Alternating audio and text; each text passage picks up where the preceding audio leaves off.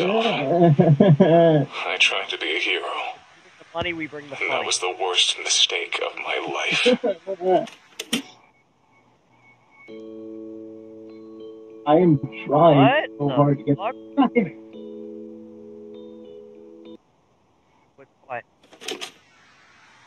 The school's faculty didn't let me conduct an investigation on school grounds. They were highly concerned with maintaining their prestigious reputation. They didn't want any police or journalists snooping around and ruining the school's image any more than the murder already had. Or maybe they just had something to hide and didn't want the authorities to find out. To this day, I still don't know how the school managed to convince the police that any crime that takes place on school grounds can only be investigated for 6 hours maximum. I heard a rumor that the school's headmaster bribes the police department to expedite their investigations as much as possible.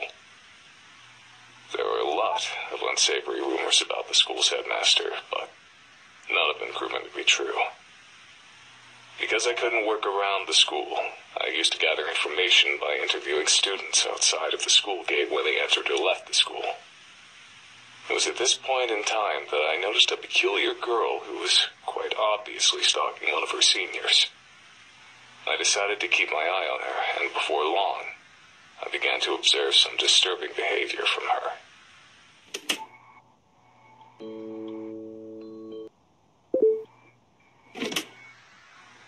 From the school gate, I witnessed the girl do more than just stalk an upperclassman. She stalked any girl who spoke to him. Through student interviews, I kept tabs on what happened to those girls. They became the victims of bullying or expelled, and in some cases, stopped coming to school. I frequently saw the girl running with a mop and a bucket, as though she always had some sort of mess to clean up. That girl was using manipulation, intimidation, and sometimes even violence to sabotage the boy's love life. If she wasn't above that kind of behavior, the possibility of murder didn't seem too far off. I didn't want to believe that a schoolgirl would actually commit murder just to keep a boy single, but the evidence was staring me straight in the face. That's when I learned a crucial piece of information. The girl who was murdered at the beginning of the school year had a crush on the same boy that was being stalked. The final piece of the puzzle had fallen into place. I knew that I had found the culprit. I went to the police with my findings.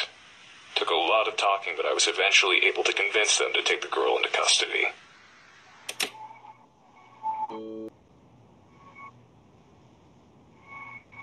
And here's tape 4 because we couldn't find it. The idea of a murderous schoolgirl was enough to attract lots of attention. Word of her arrest quickly spread throughout the entire nation. The trial turned into a media circus.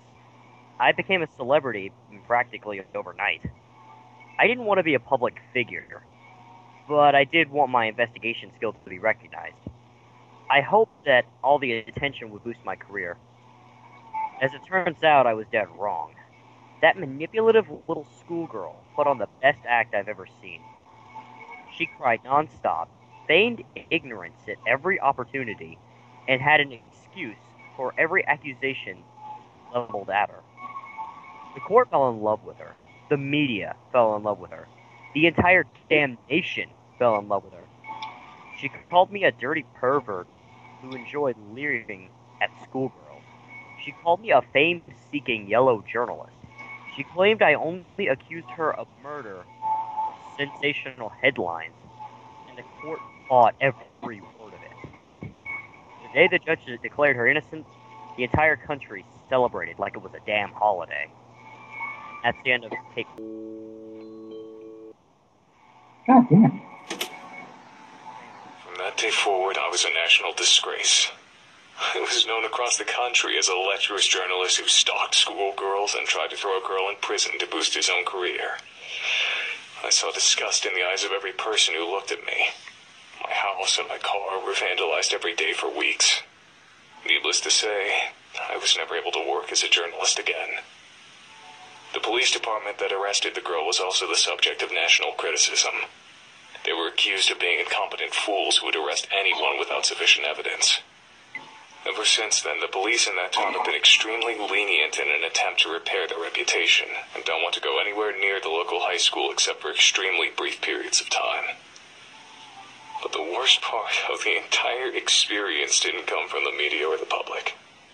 Immediately after the trial, I tried to escape the press by hiding in an alley behind the courthouse. Only one person found me there.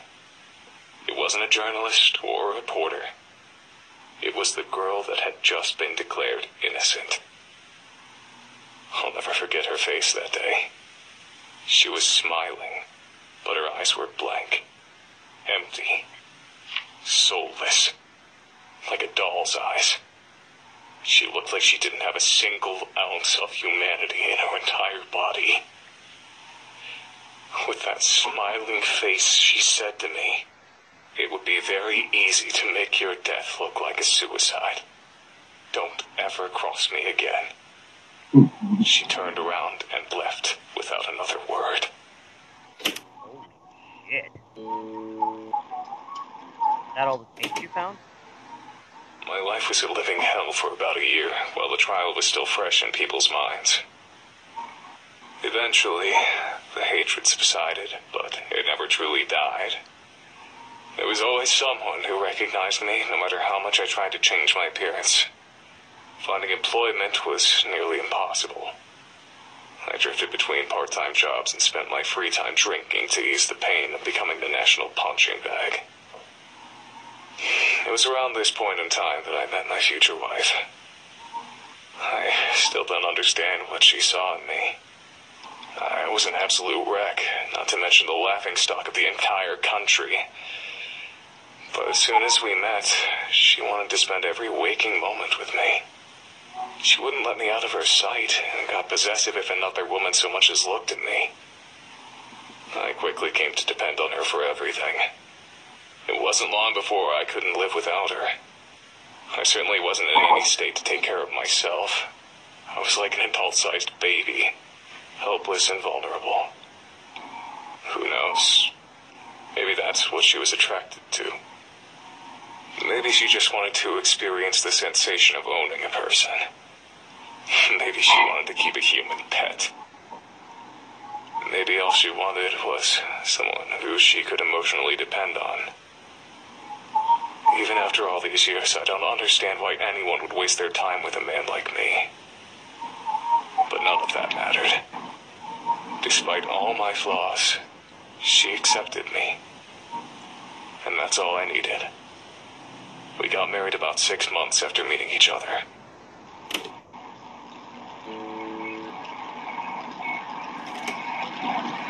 My wife died while giving birth to our only child. I still don't know how I possibly found the strength to keep going after I lost her.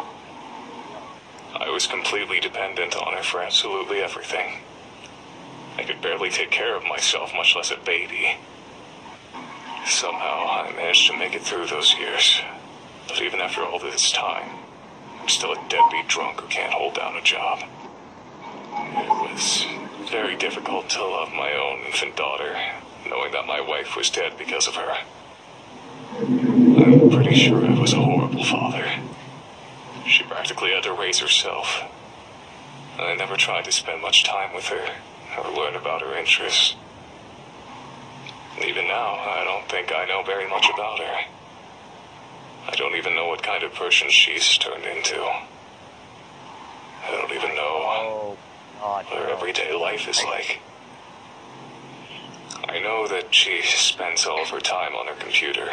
She bought it herself. She seems to have a lot of money for someone her age. I'm afraid to ask where it comes from.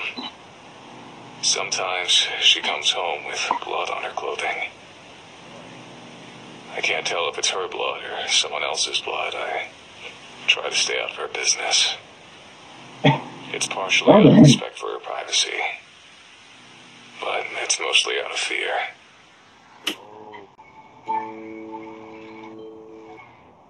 That's pretty brutal, actually.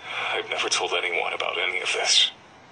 Never saw a shrink, never had any friends to confide in. I thought that it would be therapeutic to record my feelings, even if I'm only only talking to an obsolete machine. But this hasn't calmed me down at all. The only thing to come out of this experience is that all of the anger and hate I've kept buried for the past 2 decades has risen back to the surface. I don't think I can go back to the way things were before. I don't think I can go back to wasting my time with crappy part-time jobs, drinking, and sitting on a couch feeling miserable. I don't want this to be my life. But I can't let myself die just yet either. Not until I see justice served. That's that girl from 1989. She's a grown woman by now, but she's never been punished for the sins of her youth. I can't go on living in a world where a monster like her walks around in public. I'm the only one who knows the truth about her, so I'm the only one who can bring her to justice. I still know how to track a person down. I still know how to learn a person's secrets. I still know how to dig up the truth. For the first time in decades, I feel like I have a purpose. I feel like I know what to do with my life. I'm going to deliver justice to that murderer. I'm going to die trying. This old antique was good for something after all.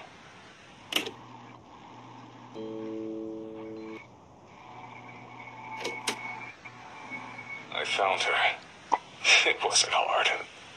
She never even moved out of her hometown. I've been following her around town for the past week. It's not that hard to follow someone without being spotted if you know the right tricks. The only difficult part is looking at her without being consumed with disgust. Thinking about what she got away with. Thinking about what she's responsible for. It almost makes me go blind with rage. This whole week, I felt like something was wrong. Yesterday, I realized what it was. I'm surprised it took me so long to figure it out.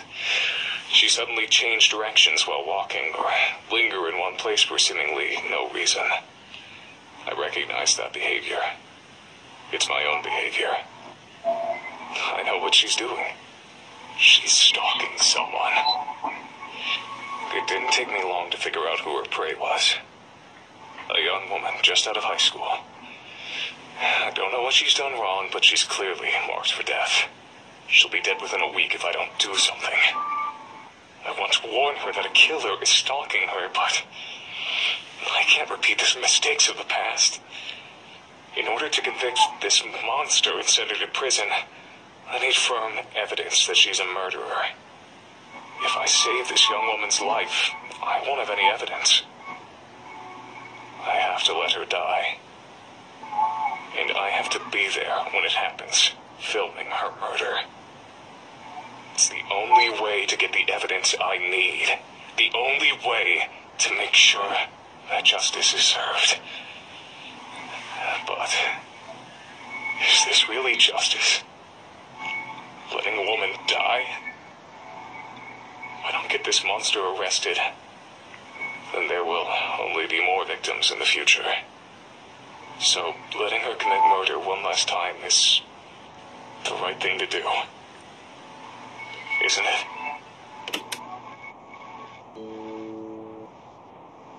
Oh boy. Fool, I'm a goddamned fool. I got sloppy. She caught me. I followed her into an alley, lost her in the shadows. Then I heard her voice from behind me. Long time no see, Mr. Journalist. I turned around and saw her just inches away from me. She was smiling. I recognized that smile. It was the exact same smile she wore when she threatened my life in 1989. I didn't know what to do. I just turned and ran.